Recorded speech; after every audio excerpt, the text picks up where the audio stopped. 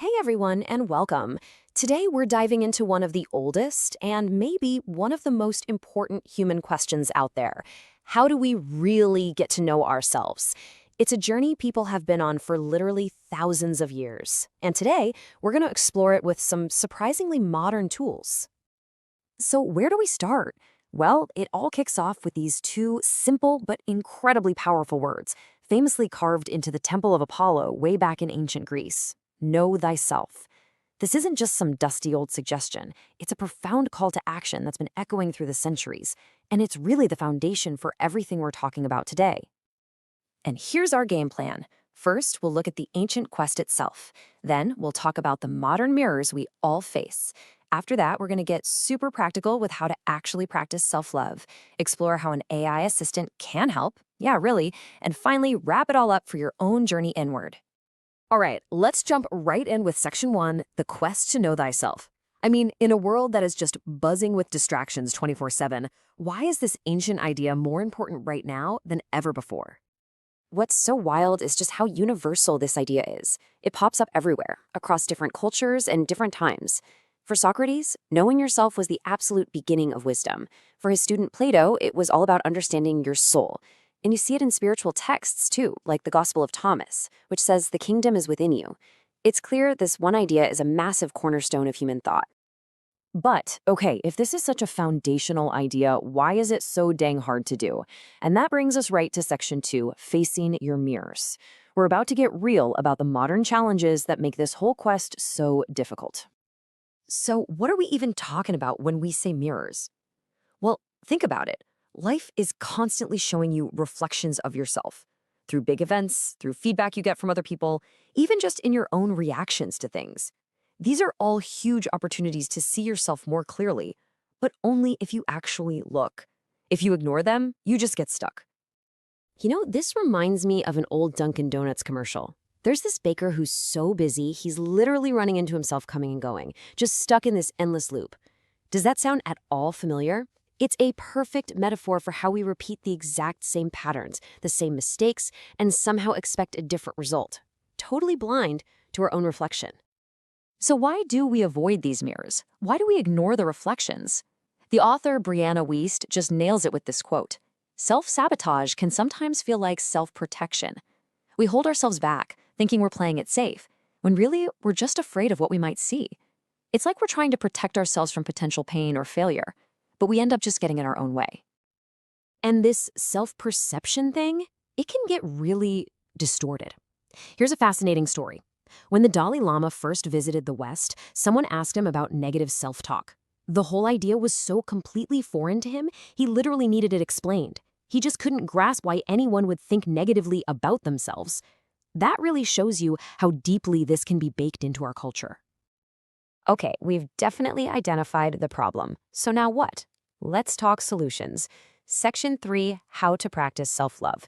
This is where we build a practical, no-nonsense toolkit for developing real, authentic self-worth. First things first, we gotta get our language straight. We say we love pizza and we love our family with the same word.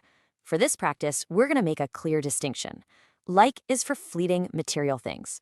Love, that's a sacred word. It's for people, for nature, for life itself, and for you. It's a feeling of real worthiness and respect. It sounds small, but trust me, this little shift is a big deal. So, how do we start?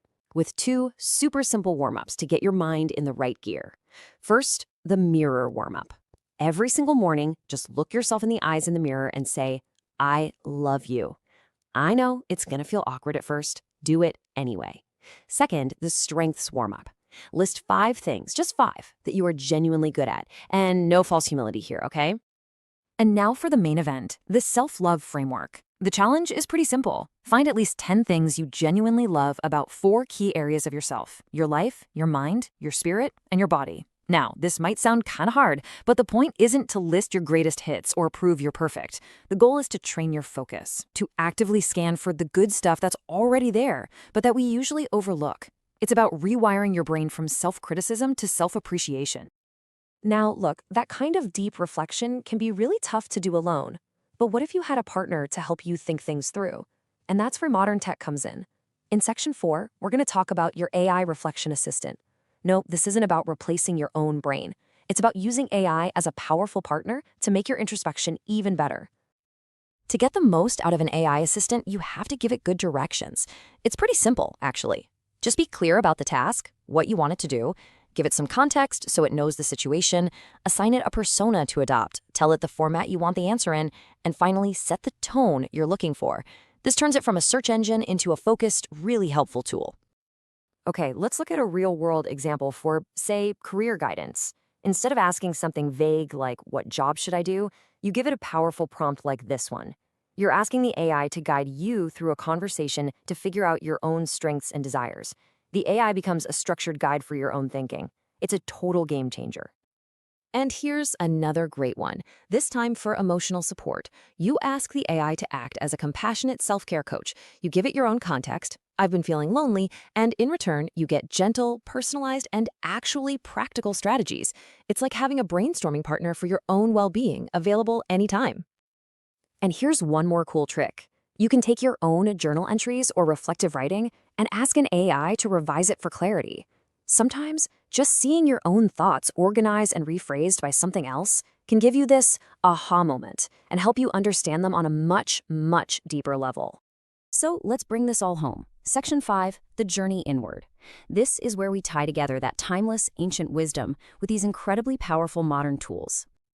So what does this integrated path to self-knowledge actually look like? It really comes down to these 4 things.